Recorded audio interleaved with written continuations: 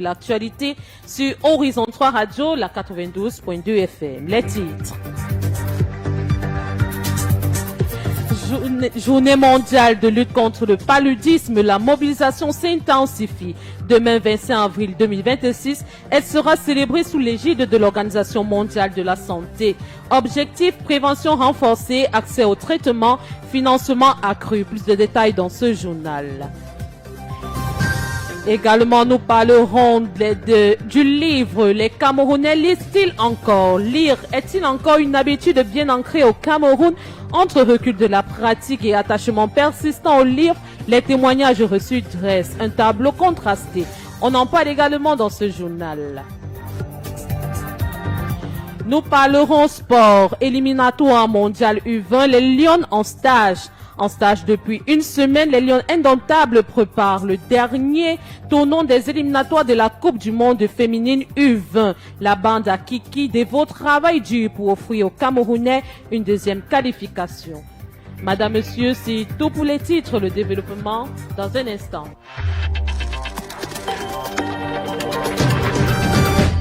92.2 FM. Votre fidélité nous honore. Ouvrons dans ce journal en société avec la journée mondiale de lutte contre le paludisme. À la veille de la journée mondiale de lutte contre le paludisme, célébrée le 25 avril de chaque année sous l'égide de l'Organisation mondiale de la santé, les initiatives et appels à renforcer la prévention, l'accès au traitement et les financements se multiplient face à une maladie encore fortement présente en Afrique subsaharienne.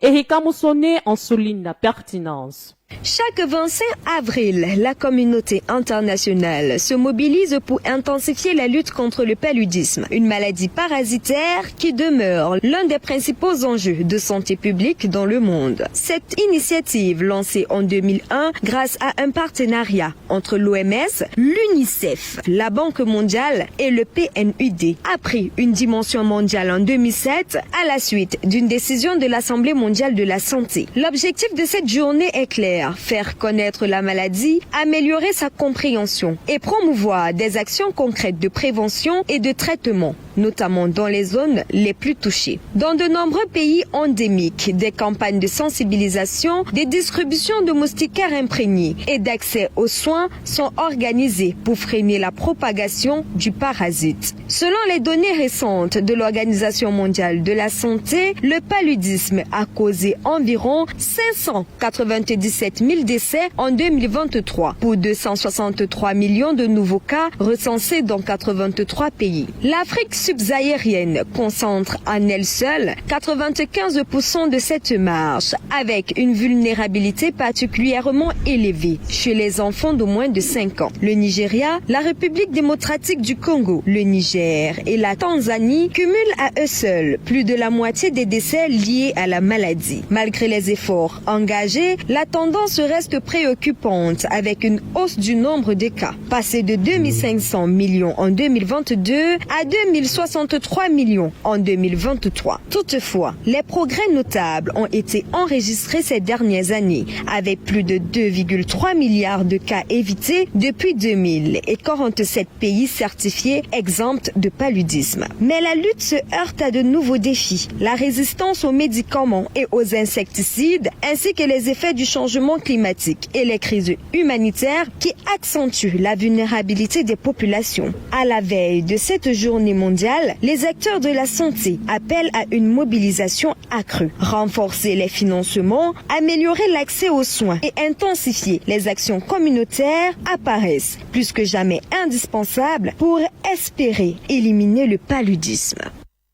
Parlons éducation à présent. Le laboratoire de sémiologie politique, d'anthropologie de l'imaginaire et d'histoire des civilisations africaines a tenu le 23 avril 2026 une conférence dans la salle NB 22 de la faculté des arts, lettres et sciences humaines de l'université de Yaoundé 1 sous le thème Intelligence artificielle et avenir de l'université africaine. Comment survivre à la menace de l'âge numérique. Le compte rendu, c'est avec vous, David Zo.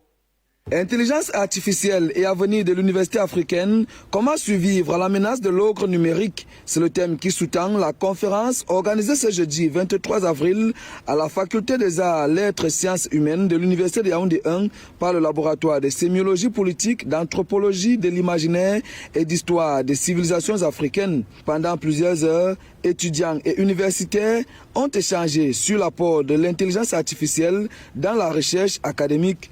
Professeur Gérard-Marie Messina, directeur exécutif du LASPAICA. Les États africains sont appelés non pas à s'arrimer juste à la pression du monde en matière de domination technologique et précisément en matière d'intelligence artificielle, mais qu'il faudrait simplement voir déjà au niveau des universités africaines la nécessité d'en mettre en place des programmes pédagogiques qui permettraient la maîtrise des outils d'intelligence artificielle générative en termes de production de contenu de texte, en termes de production de contenu d'images. Il était aussi question, dans ce grand rendez-vous du donner et du recevoir, de penser des stratégies visant à sauver l'université africaine de la menace du numérique. Sur la trentaine d'États africains qui ont déjà élaboré une stratégie d'intelligence artificielle, il y a nécessité d'aller au-delà des prescriptions de l'Union africaine pour mettre un accent particulier sur la dimension éthique de l'intelligence artificielle, sur la dimension technique également, ce qui permettrait de concevoir des modèles adaptés au profil économique des pays africains. Bien qu'étant une menace pour l'avenir de nos universités, l'intelligence artificielle générative est surtout un instrument qu'il faut en faire bon usage. Au Cameroun, l'industrie du livre est un secteur qui peine à trouver son essor malgré un patrimoine littéraire riche et varié. Entre difficultés administratives et conjonctures économiques et désintéressement des lecteurs, la situation semble préoccupante. Kanel Gepi est allé à la rencontre d'un éditeur, son reportage. Malgré une riche tradition littéraire, le Cameroun peine à développer son industrie du livre. Entre complexité administrative, manque d'informations et clandestinité de certains acteurs du secteur, le circuit du livre reste un véritable éléphant blanc. Certia ici, promoteur de Appel Édition. L'industrie du livre au Cameroun ne se porte pas bien. J'entends par industrie du livre toute la chaîne de production du livre, du manuscrit jusqu'au document final et tous les acteurs qui rentrent en jeu. Elle ne se porte pas bien en raison du fait que les maisons d'édition suffoquent entre les responsabilités liées à leur fonctionnement. L'absence de collaboration entre les responsables de maisons d'édition et la conjoncture économique sont pointés du doigt. C'est ici, promoteur de Appel Édition. Le manque de collaboration entre les éditeurs, il n'y a pas d'alliance des éditeurs camerounais qui fonctionnent concrètement. Il n'y a pas de collaboration entre les éditeurs qui se voient comme des adversaires au lieu de se compléter.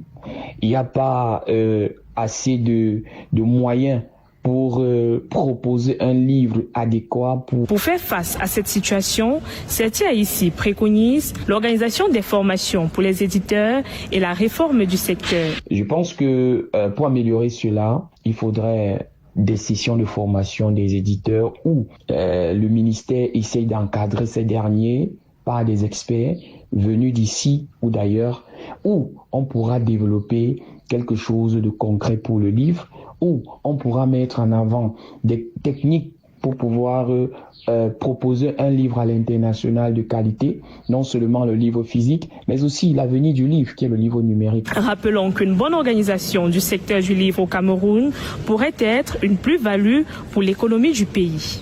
Parlons toujours du livre. Les Camerounais lisent-ils encore? Lire est-il encore une habitude bien ancrée au Cameroun? Pour en avoir le cœur net, Erika Moussounet est à la rencontre de plusieurs citoyens.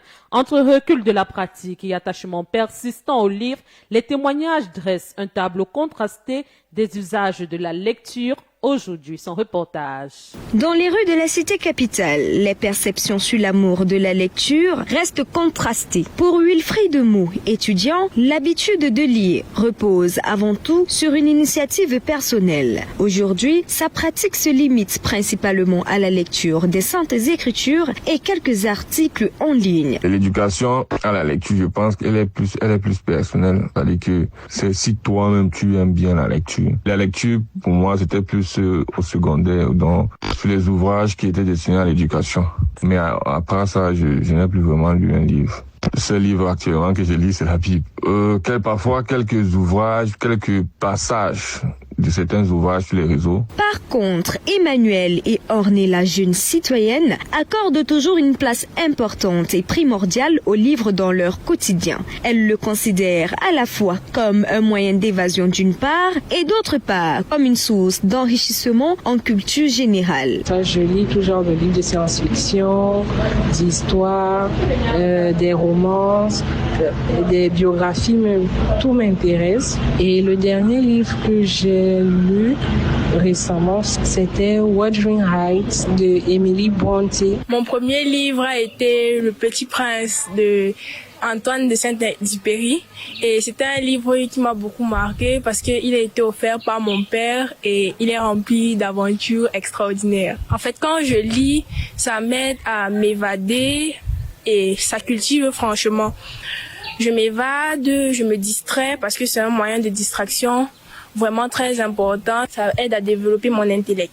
Entre recul et attachement, la lecture continue d'être une source d'inspiration pour les inconditionnels de la littérature. Écoutons à présent la lecture de ce communiqué qui nous vient du Syndicat national des journalistes indépendants du Cameroun.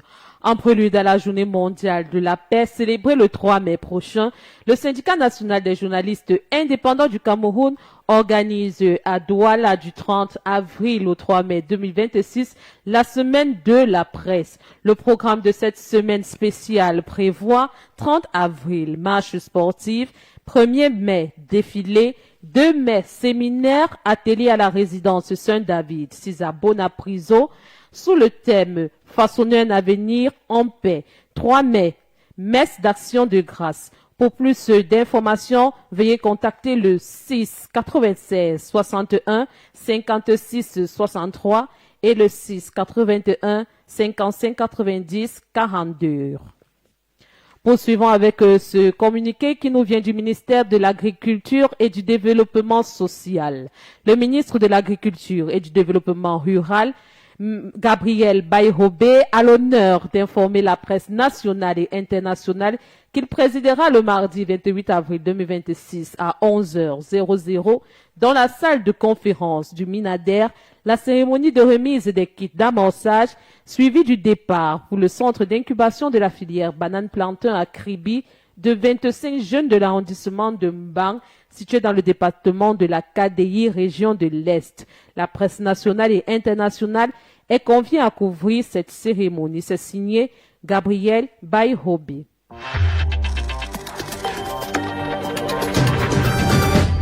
« 92.2 FM. Votre fidélité nous honore. Fermons dans ce journal le 11 sport. Éliminatoire de la Coupe du monde féminine U20, les Lions indomptables préparent le dernier tour. En stage depuis une semaine, les filles du sélectionneur Hassan Bala se sont évaluées hier au cours d'un match très relevé. La bande à Kiki Meva continue de travailler dur pour offrir au Cameroun une deuxième qualification au mondial U20.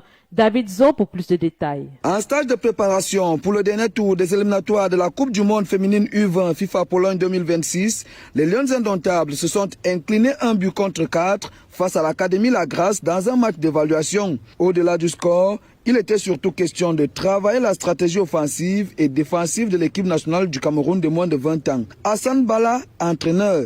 Vous savez, prendre 4 buts, ce n'est pas bien pour le moral. Mais je pense que le contenu y est.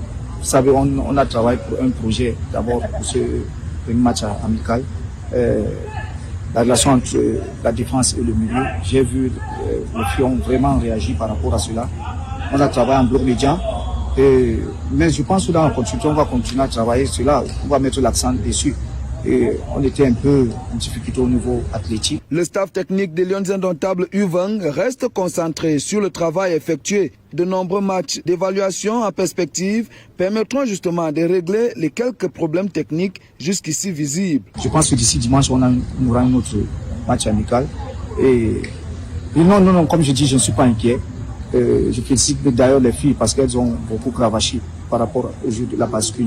Et même cette transition que je dis que ça a été un je pense que on va corriger cela, on va gommer pour essayer d'avancer. Vous avez vu, il y avait les nouvelles joueuses qui ont intégré le groupe. En rappel, le Cameroun affronte la Tanzanie dans le 4e et dernier tour des éliminatoires de la Coupe d'Afrique féminine U20. Ce sera en début du mois de mai.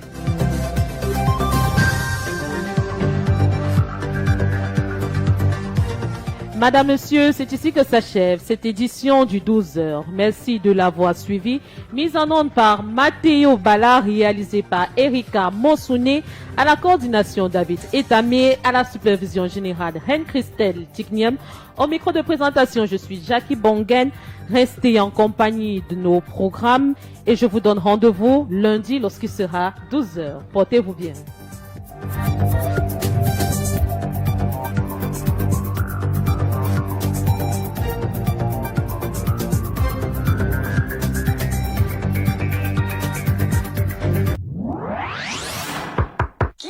C'est la pub. Ah, Yves, vous en avez pour longtemps ?